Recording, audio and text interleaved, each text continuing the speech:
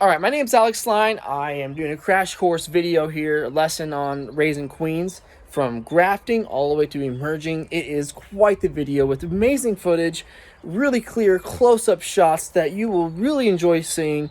I fully encourage you to follow along this video. It's very insightful. It really teaches you what you need to know, how to raise queens to the smallest detail. And, with beekeeping, it's really hard to be perfect all the time. So, along the journey, you'll be able to see some flaws that happen and how they were caught and learned from. And so we can learn this together, and it's going to be fun. So let me teach you how not to do some things and how to teach you to do some things. It's going to be a good video. Without further ado, let's get right into the video. Let's do this. All right, it's April 12th, and I'm going to be grafting queens today with the Chinese grafting tool.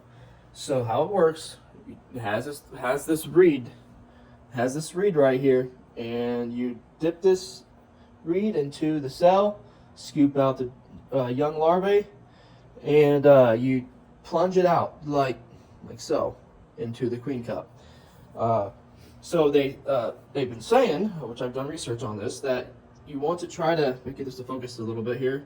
If you want to try to bend it, curve it in a little bit. If you would like and subscribe here, I'm just getting started out here on YouTube. I'm not good at videography. I'm just here trying to help beekeepers out and help me out at the same time. So yeah, let's help each other out. Like, subscribe to help put the video through the algorithms. So I actually just busted out a few cells to help get a really clear shot of what we want to be doing here. So we want to bend the reed a little bit, see how it's not straight, so it scoops better. So we want to get down in the cell and scoop up like this, and it's very snappy. The reed is a little snappy, so if it flicks, if you do that, then it's going to, launch the larvae right out of your reed. This makes this frame right here is a little challenging because when I did pre-wax my frame, of course there's a wax coating at the bottom of the cell, and so it does like to stick, likes to grab. Instead of just scooping nicely, it wants to grab that wax down there, and so it's really challenging. So if you happen to have a frame that is not pre-waxed or lightly waxed, like I'll give a little example where I didn't get much wax down in here, and this going down into this plastic cell where I didn't get any wax, much smoother. It's not grabbing on that wax too much. So I wax all my frames pretty heavily, so it helps the bees draw it out more. But we really want this motion right here, and that would help so much if all the cells were just like that. Yeah, so now you at least understand what the motion is going to be. This is just a simple comb frame that I pulled out from last year. I'm just using this as a demo. This is my starter for my grafts. So this is my setup. I have the feeder, two honey frames with a little bit of nectar in there, and I'm gonna throw a pollen patty in there right on top. You'll have to go like this so that they'll have plenty of access. I might split this in half and put one here and then one over here. And then I have, to take up space, I put an insulation board. Now keep in mind, I'm only doing 20 cups because if you want to do 40 cups, or whatever the limit, I think is 46, 48, something like that, then you're going to need a lot more bees. I am going to do about 2 full frames of nurse bees. All right, here we go. So we have our queen excluder. This is going to be what I'm going to put the finisher in. I'm just going to go ahead and set it up for the finisher. I'm taking the bees from that colony over there. That is the younger queen. She started out a little stronger than my older queen, which gave me 90 pounds of honey last year. But she's just does not have quite as many bees to sacrifice for a starter. Especially tonight, it's not going to be optimal temperatures, so I found a couple frames I want to use. And here's my package I'm going to be putting my nurse bees in for the starter. I'm going to be quick. They gotta shake and put this back into the box as quickly as possible so that I don't disturb them too much. All right, so the goal is here. We got to switch these top and bottom box. Why? Because first off, most of the brood is down here, and I want to put my queens into the deep box where most of the brood is. Because if you put the brood around the queen cells, it pulls up the nurse bees around the queen grafts. So that's the goal here. We got to first find the queen and make sure we do not shake her off into the starter. Yeah, we're going to pull this off, and the queen is going to be down in there. 2 days ago, she was on this frame, second from the end. Okay, I'm going to take the lid off the honey super actually, because as soon as I find the queen, I'm going to drop her in with the super. And then I'm going to pull off the deep box and put the super at the bottom. All right, well, let's start out the outer frame. We don't want to squish any bees, right? No, we don't want to squish bees or roll them. So this came out together, so we're going to go ahead and do that.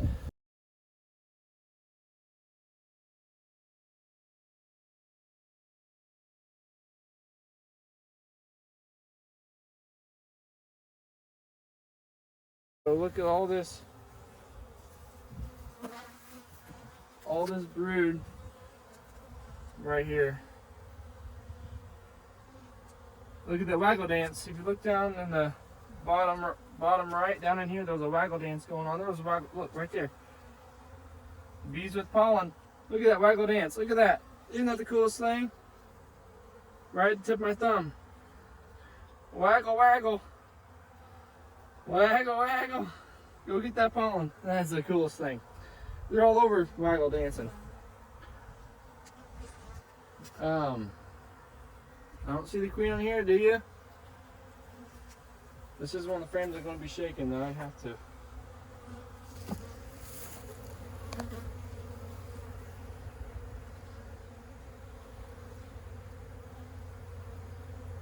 Yesterday, she was not on this frame.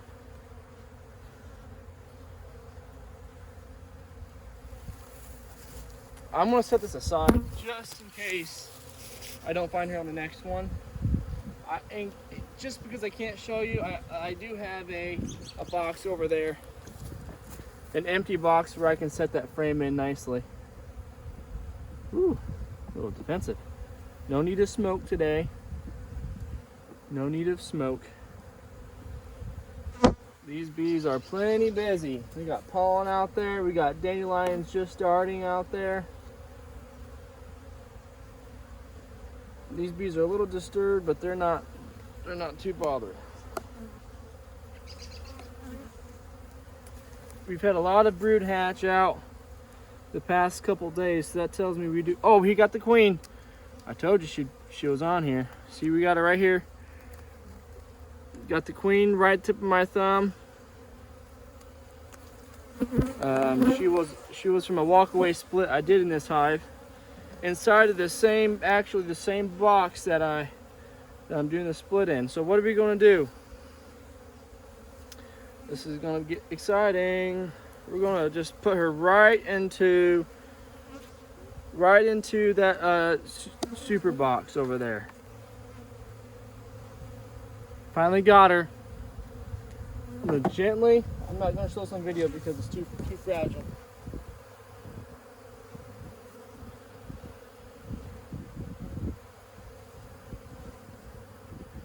Okay. I gently put her in the top box. So now what are we gonna do? Time to shake. Don't go crazy on the shaking, okay? We don't want to knock off the larvae too bad, too much. So we're going to do one gentle but firm, healthy shake.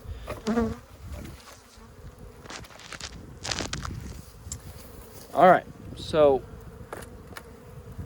we already got some bees in here. Who cares right now? Okay, so we're going to do, okay?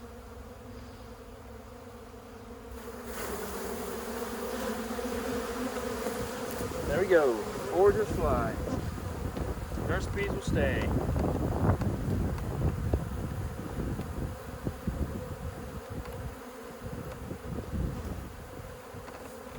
Over here.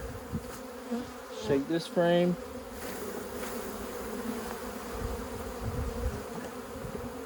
And do one more shake. Call it good.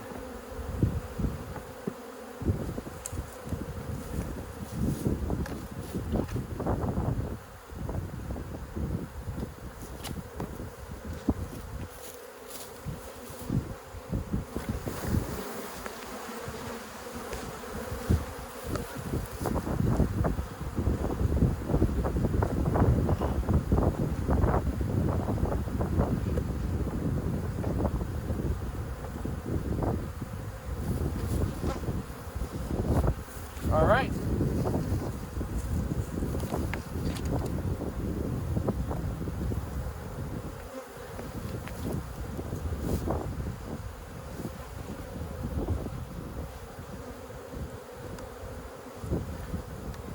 I'm gonna hope that's enough. I don't know if it is or not, but we will have to go with it.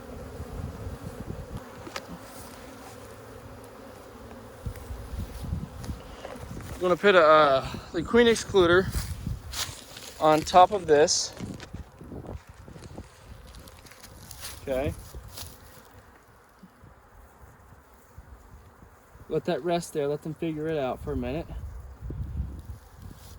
so they don't get pinched too hard. Okay. It's a little past 50 degrees. I might pay the price for this brood, but I really need these queens raised. Even if I have to lose a little bit of brood, you know, they'll recover. It's early. That's a good queen. But, you know, it'll be all right. There's still plenty of bees in there. Stay plenty warm. It's only for 24 hours, then I'm joining all these bees right back. Keep that in mind as well. Pop this bee hut, pop this box up.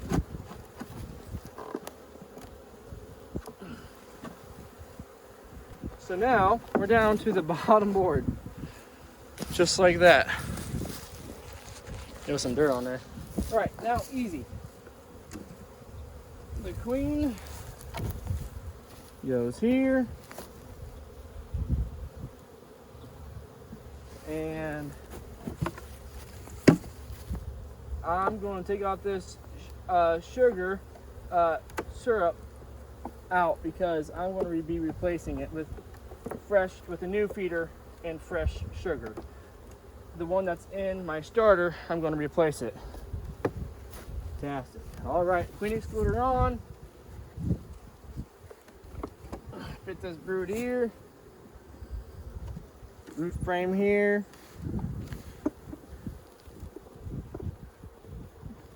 We want to make sure this queen excluder is on with no areas for that queen to get up there. These bees here, I'm just going to encourage them to go inside there. All right. Now folks, the two frames I shook tomorrow, tomorrow night, I'm going to separate those brood frames, stick that grafting frame right in the middle.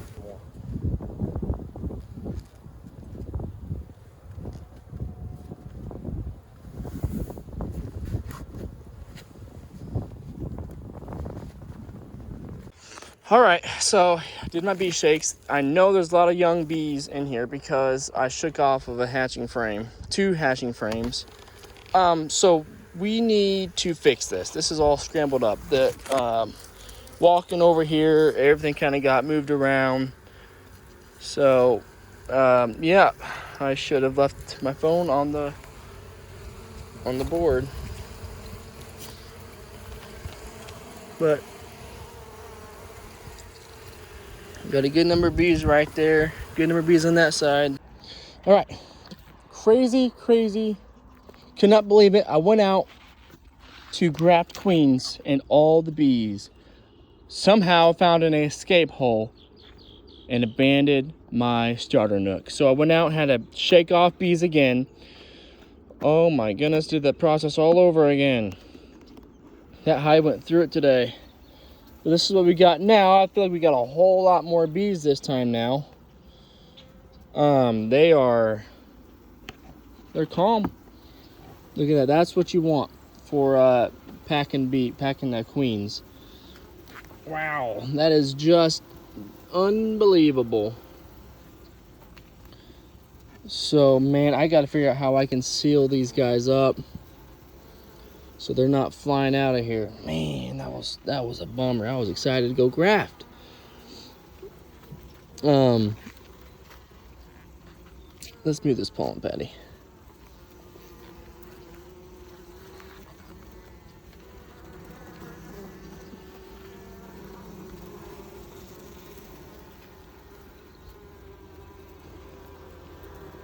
And they're bearding off the top of that lid. Now this is what we want for grafting queens.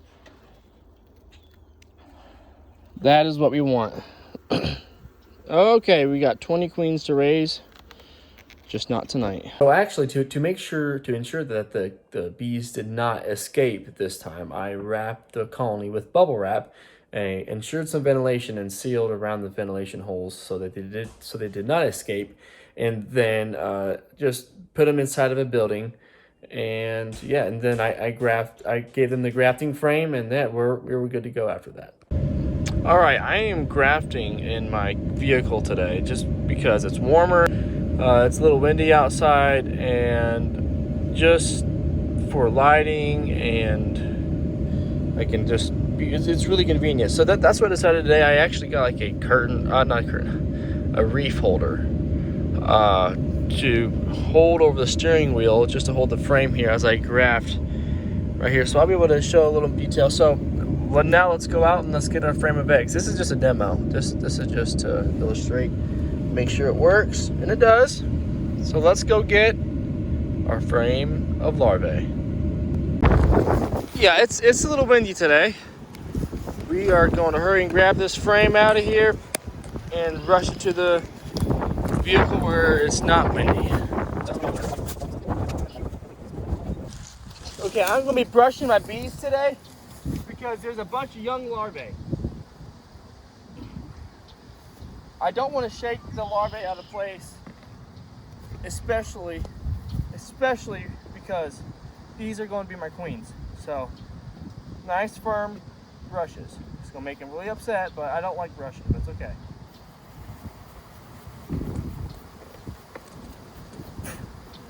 Yep.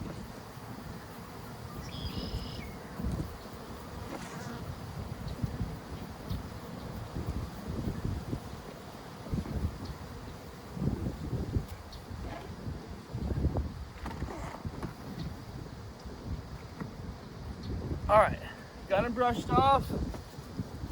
I didn't get stung.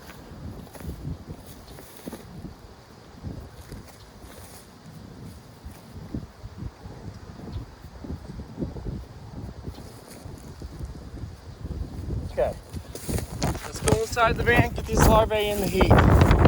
Check this out, guys. Hatching bee. This is my brood frame that I'm gonna be grafting from. I'm back in the vehicle.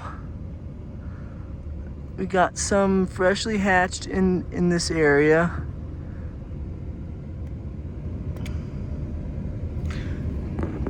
Yeah, we're going to check the other side.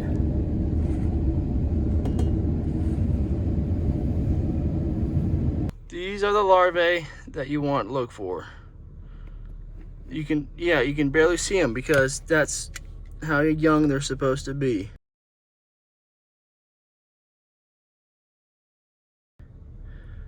They're just little bitty seeds. Thankfully, I hit the jackpot. Hit the jackpot in finding what I needed to find. So I have a warm towel that I'm going to be putting them on. Covering the cells with. Okay, so here's my grafting. One of my grafting bars, I did every other one. I'm only doing 20. 1, 2, 3, 4, 5, 6, 7, 8. But I have 8 on the other one, and then I have 4 on the third one, just to divide them up a little bit. I'll use this flashlight. Let's hope this goes smoothly. So I'll shine my light in there, and then once I'm done grafting one bar, I will place a towel around it, a moist, wet towel over it, and keep them moist while I graft the others.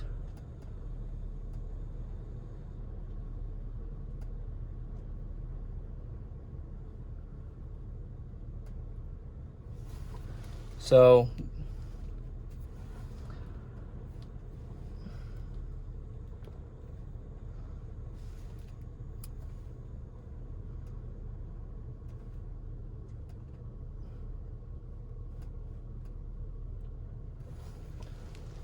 let's see, can we get a good shot of this? This is hard with one hand. Believe it or not, there's a larvae in there.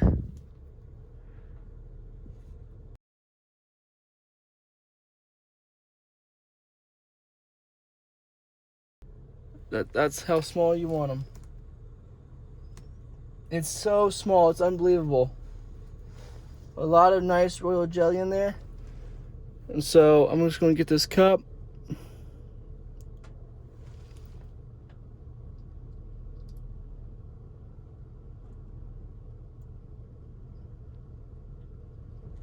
Wow, one graft done.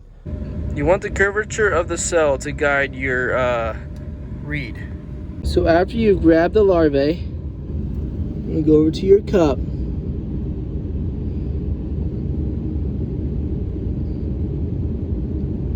You want to start at the back. Do not flip it over. And then you want to drag backwards as you are plunging. And you release the little larvae in the cell. Alright, sorry for the wind, but here's my starter.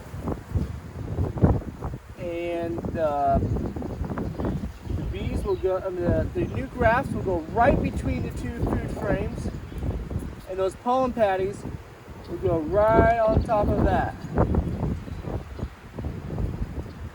And so let me go get those graft frames. So you don't want to lift it upside down or upright, I mean, until you're going to put it in, because you don't want to jar anything loose.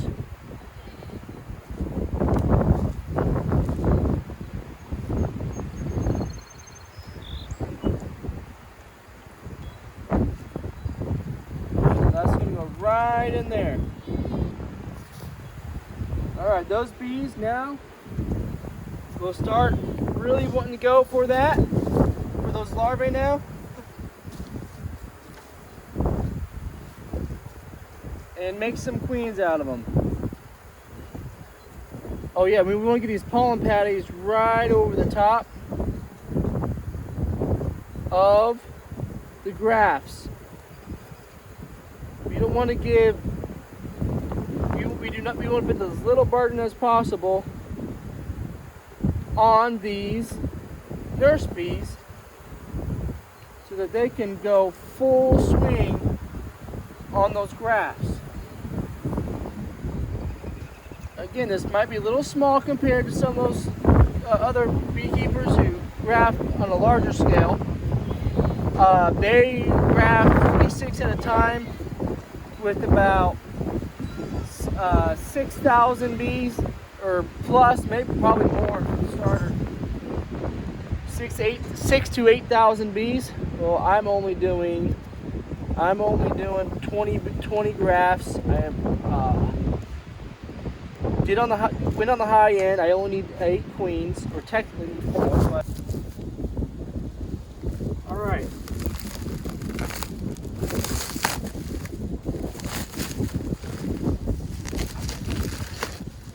All right, we are joining now our starter with all of our grafts back into back to the original colony.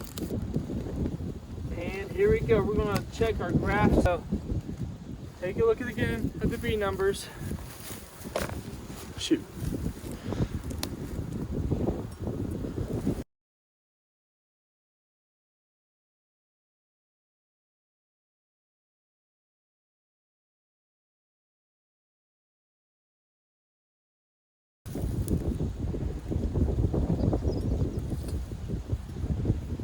We have a huge acceptance rate.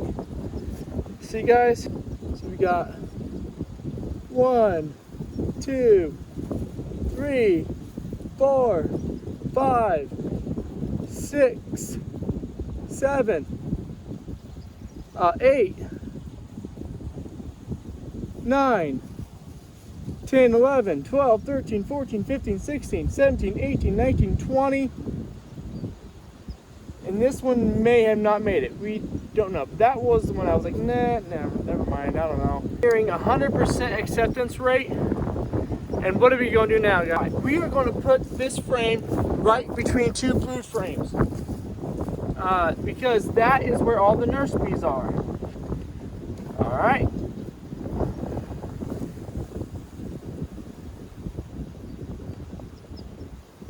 Right like so.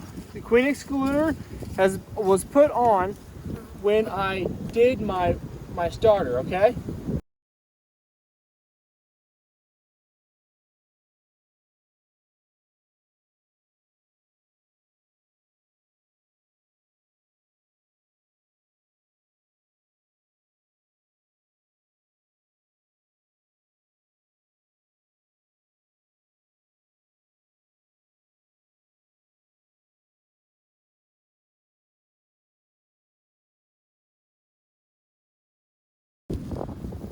So we are doing good, folks. Now we gotta clean up my mess and get everything back together.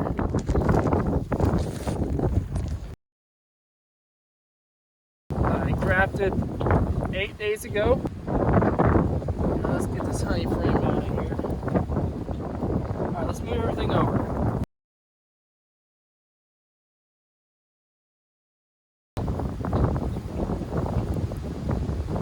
So we got bird comb over these cells. Alright. We got bird comb over some of these queen cells. So that's kind of obnoxious. So we have to figure all this mess out. But yeah, we got we got 1, 2, 3, 4, 5.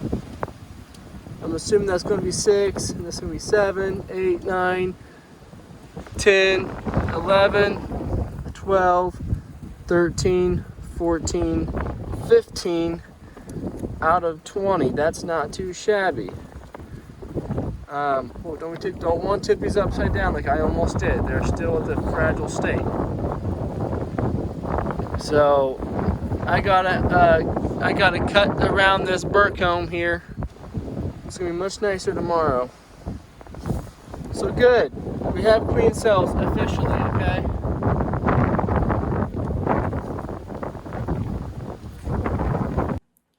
Alright guys, this is when it gets a little messy.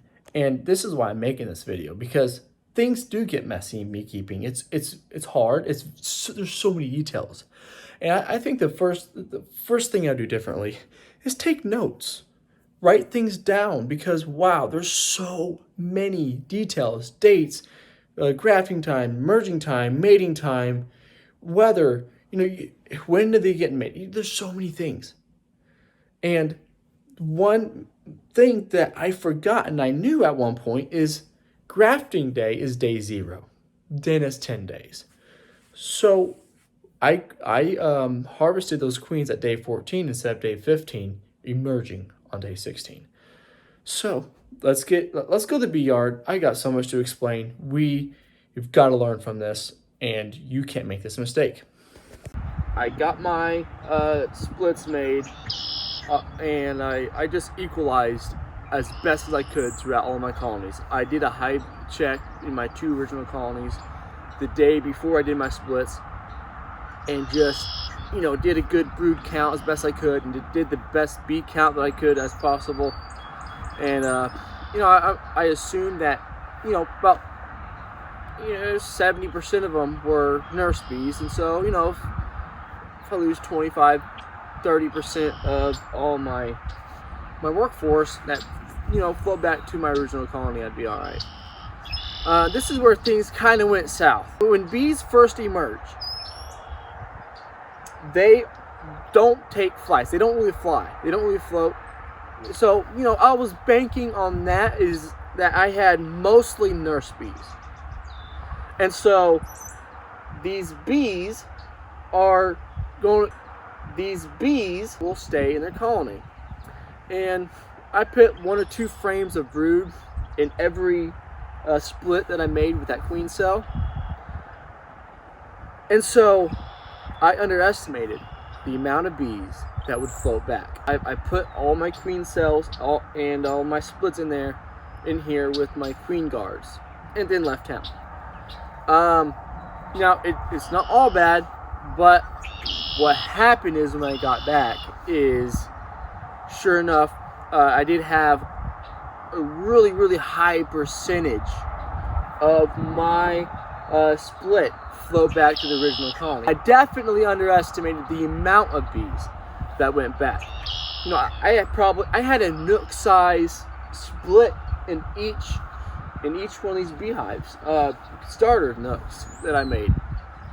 I installed the queen cell.